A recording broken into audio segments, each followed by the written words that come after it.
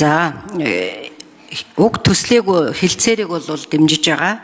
За маш олон гишүүд эдийн засгийн байнгын хороо болон сая чуулган дээр бас эгийн голын усан цахилгаан станцын талаар асууж байна. Би бас энэ дээр товч мэдээлэл өгье гэж бодож байна. 24 оны 8 дугаар сард ерөнхий сайдаас надад албан даалгавар өгсөн эгийн голын усан цахилгаан станцын ажлыг одоо эхлүүлэх шаардлагатай бэлтгэл ажлыг хангах гэсэн юм үүрэг даалгавар 24 оны 8 дугаар сард өгсөн. За ингээд 24 оны 9 дугаар сараас эхлээд санамж бичиг байгуулах, за энэ бүх хуралдаанууд, хамтарсан экспедицийн ажлууд бол ингээд яг хуваарийн дагуу хийгдэж байгаа. За бас хүмүүсээс нэлээд асуудаг энэ манай газар нутаг дээр баригдах станц яагаад заавал бид нар Оросын холбооны улстай ингээд хамтарсан ийм баг ажиллах ёстой юм бэ гэд. За энэ дээр бас хэд хэдэн тайлбар өгье. Ер нь энэ хил дамнсан усны асуудал бол зөвхөн нэг орны асуудал биш байдаг.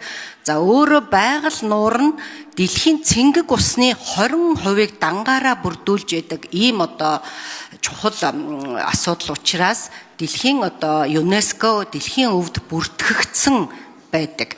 За тэгэхээр энэ нэгдүгээр асуудал байгаа. Хоёрдугаарт байгаль нуур цутгадаг голуудын 50%-ийг сэлэн мөрөн дангаараа бүрдүүлж идэг учраас яах аргагүй энэ хамтарсан баг гарч ажиллах ийм шаардлага гарсан. За ингээд Оросын холбооны улсын шинжилгээ ухааны академи, манай Монгол улсын шинжилгээ ухааны академиуд бол энэ ажлыг төлгөө гаргаад ингээд ажиллаж байгаа. Сая 7 дугаар хуралдаан хийгдсэн. За энэ 26 онд багтааж энэ байгаль орчны экологийн дүгнэлт бол эцэслэж гарах юм аа. За өмнө нь бол хэд хэдэн хоёр тал ийм зөрүүтэй байр суурьуд байсан. Хоёр талд 60-д оноос хойш маш олон судалгааны ажлууд байсан. Энийг нэгдсэн ийм дүгнэлт гаргах юм байгаа.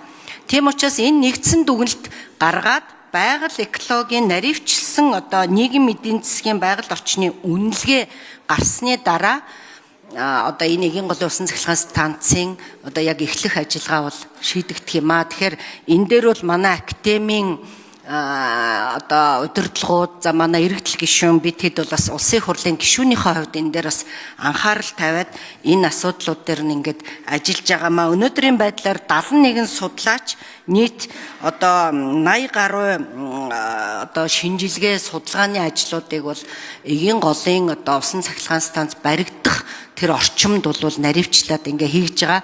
Бүх багаж хэрэгсэл тэр шаардлагатай төсөв хөрөнгүүдийг бол шийдүүлээд ингээд ажиллаж байгаа гэдэг мэдээллийг өгье.